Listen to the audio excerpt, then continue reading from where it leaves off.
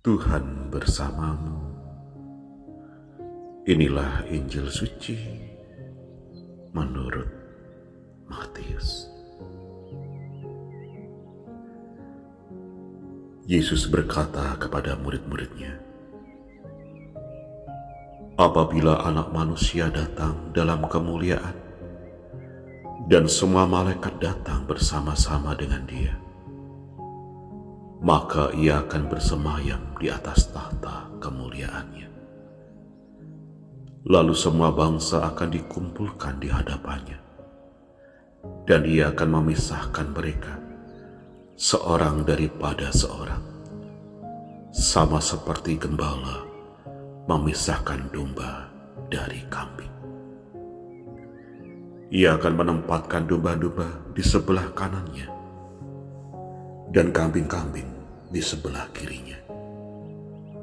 Lalu raja itu akan berkata kepada mereka yang di sebelah kanannya, 'Mari, hai kamu yang diberkati oleh Bapa-Ku, terimalah kerajaan yang telah disediakan bagimu sejak dunia dijadikan.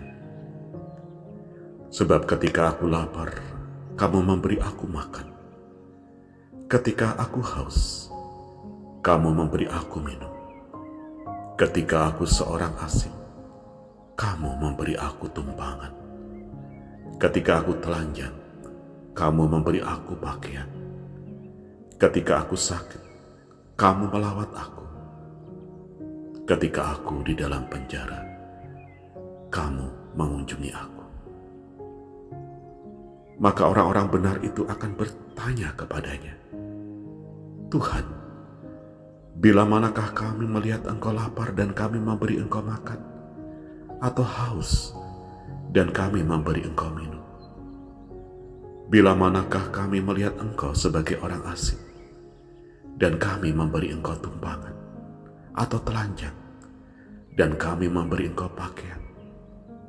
Bila manakah kami melihat Engkau sakit atau dalam penjara dan kami mengunjungi Engkau?' Maka raja itu akan menjawab mereka,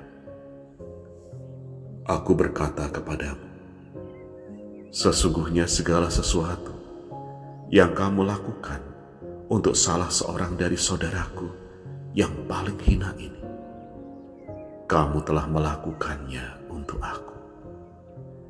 Dan ia akan berkata juga kepada mereka yang di sebelah kirinya, 'Enyahlah dari hadapanku, hai kamu orang-orang terkutuk. Enyahlah ke dalam api yang kekal, yang telah disediakan untuk iblis dan malaikat-malaikatnya. Sebab ketika aku lapar, kamu tidak memberi aku makan. Ketika aku haus, kamu tidak memberi aku minum. Ketika aku seorang asing, kamu tidak memberi aku tumpangan. Ketika aku telanjang, kamu tidak memberi aku pakaian. Ketika aku sakit dan dalam penjara, kamu tidak melawat aku.' Lalu mereka pun akan bertanya kepadanya, 'Tuhan, bila manakah kami melihat Engkau lapar atau haus, atau sebagai orang asing, atau telanjang atau sakit, atau dalam penjara, dan kami tidak melayani Engkau?'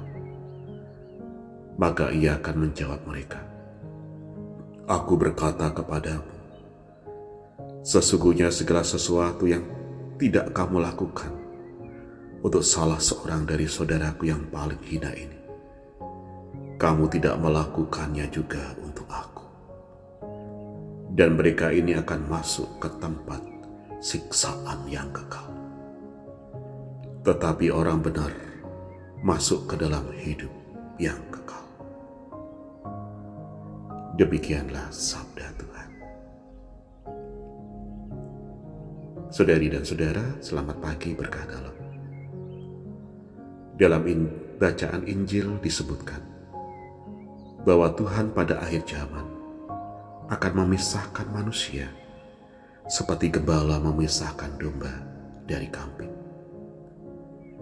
Maka kita diajak merenungkan kembali selama ini kita sudah bertindak sebagai kelompok yang mana?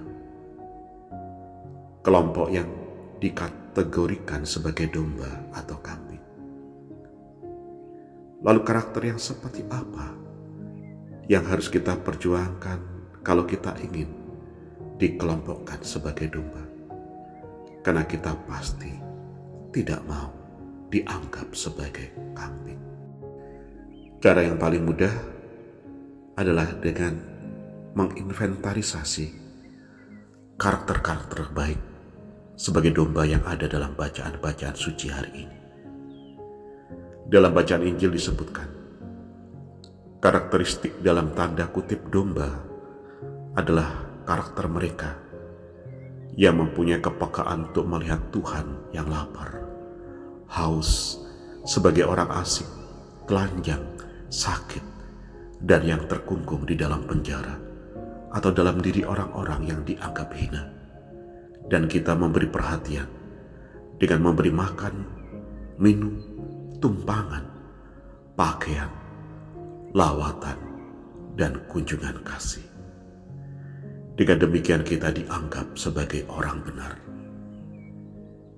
Dan dalam bacaan pertama dengan gamblang disebutkan secara jelas karakter yang dikehendaki Tuhan, gembala baik kita, yaitu mereka yang berusaha untuk hidup kudus, yang tidak mencuri, berbohong, berdusta, bersumpah palsu, yang tidak memeras sesama manusia, yang tidak merampas, menahan upah, atau memberi kepada orang lain apa yang menjadi haknya, yang tidak mudah mengutuk atau mengata-ngatai orang yang lebih rendah dan menjatuhkan orang lain. Pribadi yang takut akan Tuhan.